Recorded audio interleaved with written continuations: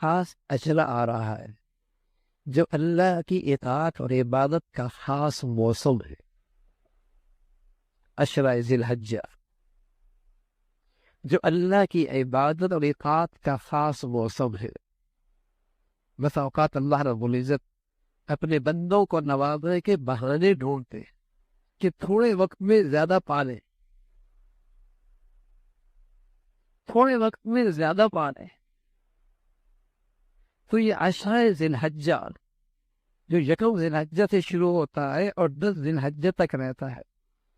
یہ عبادت اور اطاعت کا ایک خاص موسم ہے۔ رسول اللہ صلی اللہ علیہ وسلم فرمایا کرتے تھے کہ ان دنوں کے اندر عبادت افضل ترین عبادت ہے، اور فرمایا ایک دن کا روزہ ایسا ہے جیسے سال بھر کا روزے رکھے، اور اس کی ایک رات کی عبادت اجر و ثواب کے لحاظ سے ایسا ہے جیسے کہ لیلۃ القدر کی عبادت ہے۔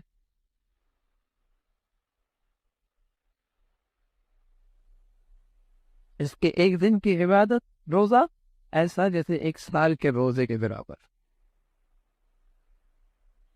اور جس کی ایک رات کی عبادت اجر و ثواب کے لحاظ سے ایسی جیسے کہ شب قدر کی بقدر۔ اور عرفہ کا روزہ 9ویں تاریخ کا،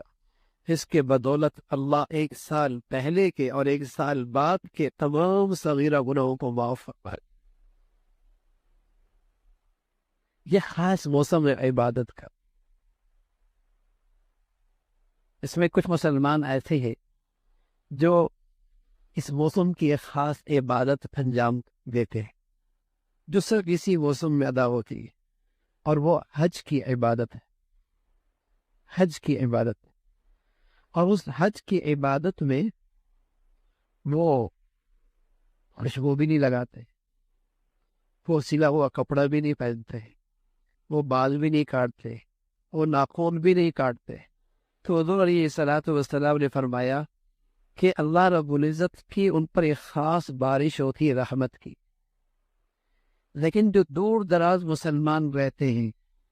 اگر ان اللہ کے ان بندوں کی تھوڑی سی مشابہت اختیار کر لیں گے، اور یہ بھی ناخن نہ کاٹیں ان 10 دنوں میں، اور بال نہ کاٹیں، اور اس سے پہلے پہلے اپنے بال اور ناخن کاٹ لیں، اور ان 10 دنوں کے اندر ان کی مشابہت میں یہ عمل نہ کرے، تو اللہ رب العزت ان کو بھی اپنی رحمت سے معروف نہیں فرمائے